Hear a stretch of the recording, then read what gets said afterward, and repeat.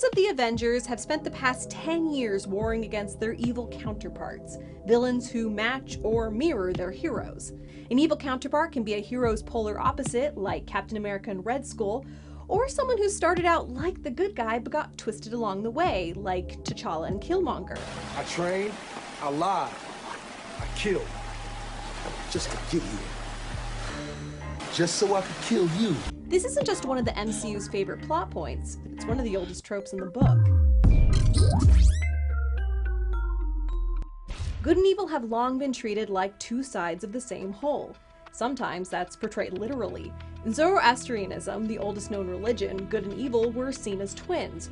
Ormuzd was the light and Ahriman the darkness. And then there's the Bible, which is chock full of these duos. God and Satan, Cain and Abel, and the Antichrist, who's basically as on the nose as you can get. But when it comes to the evil counterpart, one of the most popular predecessors is the doppelganger. These beings have gone by several names in folklore: the Changeling, Ka, and yes, even Fetch. That is so fetch. In 1815, E.T.A. Hoffmann released The Devil's Elixirs, a book about a monk haunted by his doppelganger, who was actually a man the monk had tried to murder in the past.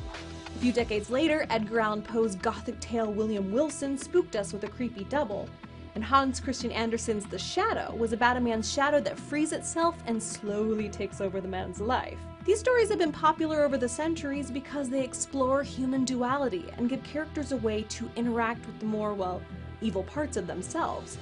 But these aren't just fairy tales. There are real stories of people claiming to meet or know their evil counterparts, though most of them don't end well. The most famous is Abraham Lincoln. An 1895 biography describes a moment where, just after Lincoln was elected president for the first time, he looked in a mirror and saw two faces, one paler than the other.